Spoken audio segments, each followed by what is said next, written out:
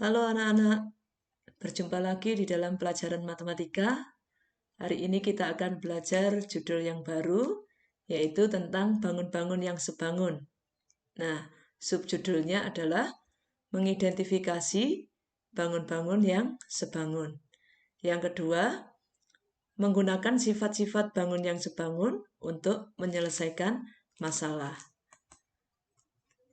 Tujuan pembelajaran kita hari ini, setelah anak-anak ikut kegiatan belajar, anak-anak bisa mengidentifikasi apakah bangun-bangun itu sebangun atau tidak. Yang kedua, anak-anak dapat menggunakan sifat bangun yang sebangun untuk menyelesaikan masalah. Nah, untuk memperlancar kegiatan ini, kalian hendaknya sudah memahami materi prasyarat kita yang sudah kalian lakukan di dalam LK kalian, yaitu tentang sifat-sifat bangun yang sebangun. Ada berapa? Ada 2, ya.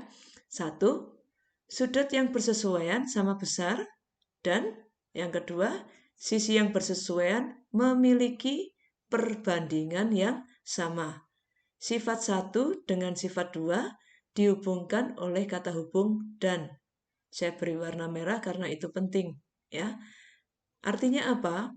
Bahwa sifat 1 dengan sifat 2 itu dua-duanya harus dipenuhi. Jika hanya salah satu saja, maka kita tidak bisa mengelompokkan bahwa bangun tersebut sebangun.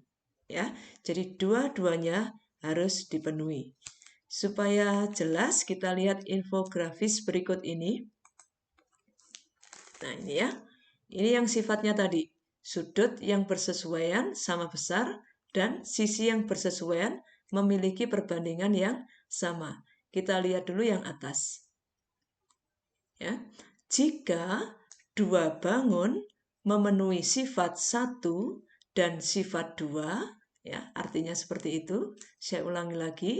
Jika dua bangun memenuhi sifat 1 dan sifat 2, maka dua bangun tersebut tergolong bangun yang sebangun. Ya, jadi dua bangun disebut sebangun jika memenuhi sifat 1 dan sifat 2. Nah, sekarang yang ini. Panahnya terbalik dari yang atas tadi ya. Kita membacanya dari sebelah kanan. Jika ada dua bangun yang sebangun, maka pada dua bangun tersebut memiliki sifat 1. Sudut-sudut yang bersesuaian sama besar.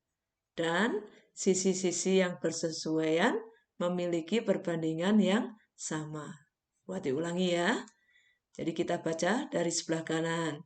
Jika dua bangun itu sebangun, maka pada kedua bangun itu memiliki sifat sudut yang bersesuaian sama besar dan sisi yang bersesuaian memiliki perbandingan yang sama.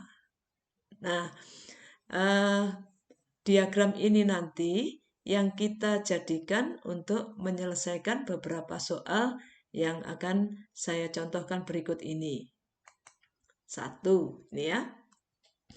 Ada dua jajar genjang ABCD dengan panjang sisi 9 dan 12 serta jajar genjang AEFG. Posisinya seperti ini ya, posisinya seperti ini. Pertanyaannya, apakah jajar genjang ABCD yang merah itu sebangun dengan jajar genjang AEFG? Tentu kemungkinan jawabannya nanti bisa iya, bisa tidak. Maka soal yang demikian ini tergolong di dalam soal mengidentifikasi, ya. Untuk menjawab iya atau tidak, kita lihat cirinya. Kita lihat apakah memenuhi kedua sifat itu. Sifat yang pertama adalah tentang sudut yang bersesuaian. Kita lihat apakah dia sama besar. Nah, kita petakan dulu. Pada jajar genjang ABCD ada sudut A, B, C, dan D. Ya.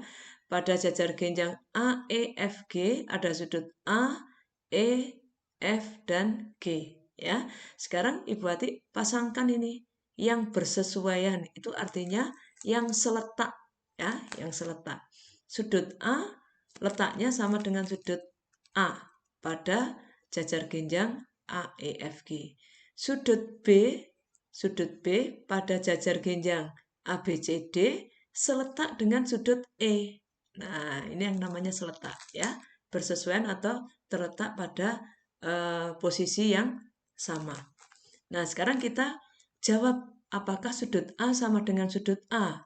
Apakah sudut A pada segitiga jajar genjang ABCD sama dengan sudut A pada jajar genjang AEFG?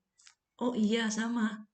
Ya, ini tidak bisa dibantah karena dia adalah sudut yang sama.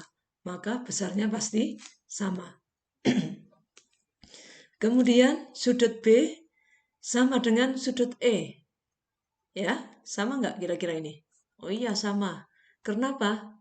Ingat materi di kelas 8 ya, hubungan antar sudut, bahwa sudut B dan sudut E ini dikatakan sebagai sudut yang sehadap, ya, besarnya sama. Kemudian sudut C dengan sudut F sama enggak? Sama, ya. Kenapa? Karena sifatnya jajar genjang, ya. Terus sudut D dengan sudut G, D dengan G sama. Ya, karena tadi apa? Sehadap.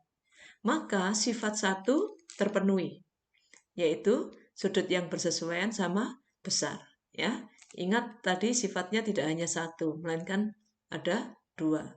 Kita periksa dulu. Sifat 1 sudah jawabannya iya terpenuhi ya. Sekarang sifat yang kedua. Apakah perbandingan sisi yang bersesuaian sama? Nah, sekarang kita lihat sisi yang bersesuaian itu yang mana? Iya, sisi AB pada jajar genjang ABCD sama dengan atau bersesuaian, bukan sama dengan ya, bersesuaian dengan sisi AE pada jajar genjang AEFG ya. Sekarang kita lihat perbandingan sisinya. AB dibanding AE. AB dibanding AE. AB berapa? 12 sama dengan DC kan? Kemudian AE itu ini. Ya. Berapa? Yaitu 12 dikurangi 4 adalah 8. Setelah disederhanakan, hasilnya adalah 3/2. Ya. Ingat, yang menjadi sisi bukan hanya AB sama AE saja. Ada sisi yang lain, ya. Nah, AD pada jajar genjang ABCD bersesuaian dengan sisi AG pada jajar genjang AEFG. Ya, dengan cara yang sama. AD-nya 9, AG adalah 9 dikurangi 3, yaitu 6. 3/2. Ya. Anak-anak, sisinya kan sebetulnya bukan hanya AB dan AD, masih ada sisi yang lain, ya. Tapi karena sisi DC sama dengan AB, ya, sisi BC sama dengan AD, maka kita tidak perlu memeriksa semuanya, ya. Dengan diwakili oleh AB, AD, AE, AG, kita bisa mengatakan bahwa sisi yang bersesuaian memiliki perbandingan yang sama. Nah, sekarang sifat 1, sifat 2, kedua-duanya dipenuhi. Kesimpulannya apa? Ya, kesimpulannya apa? Jajar genjang ABCD sebangun dengan jajar genjang AEFG. Begitu ya? Oke, ini soal mengidentifikasi. Kita ke contoh yang kedua. Nah, ini ya. Ada gambar boneka yang dibingkai. Ya, yang diletakkan pada bingkai. Ini biasanya terjadi pada hiasan-hiasan dinding itu ya. Di mana panjang bingkai itu 40 cm, Ini lebarnya bingkai itu 30 cm. Ya. Soalnya berbunyi demikian. Gambar boneka dan bingkai ini sebangun.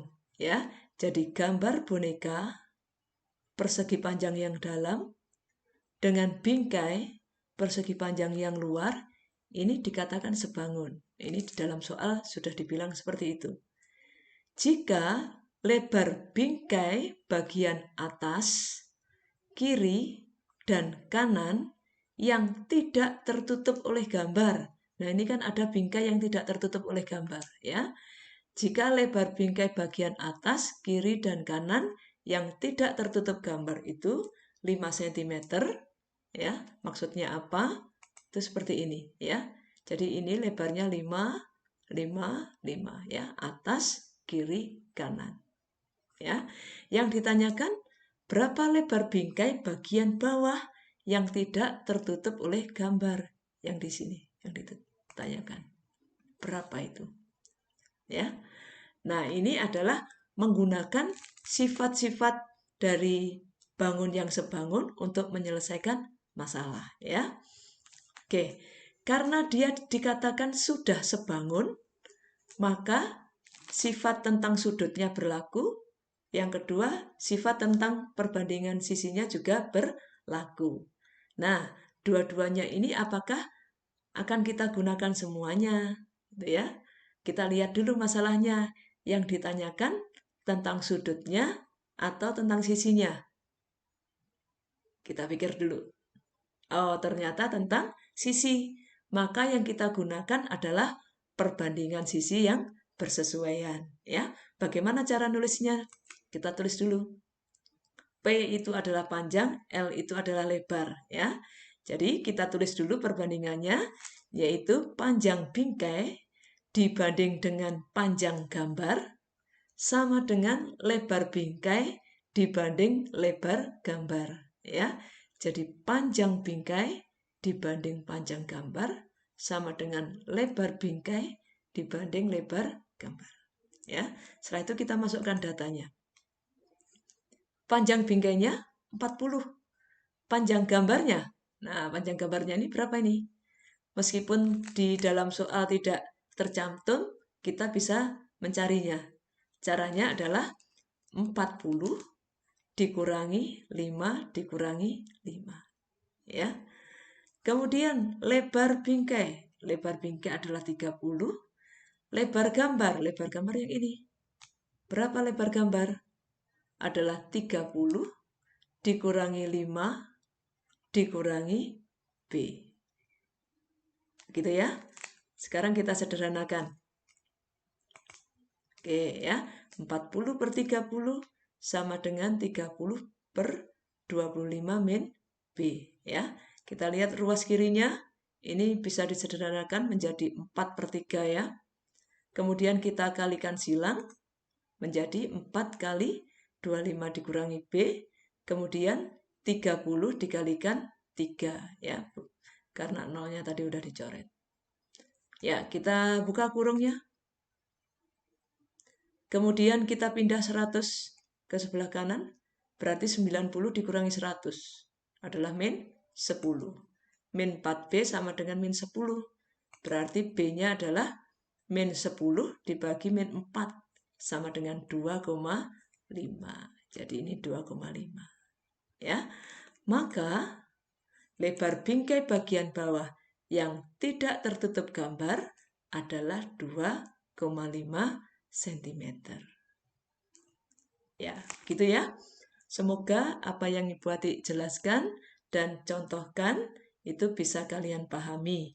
Jika kalian belum memahami, kalian bisa ulang kembali, melihat dan menyimak video ini. Ya, selamat belajar dan tetap bersemangat. Tuhan Yesus memberkati.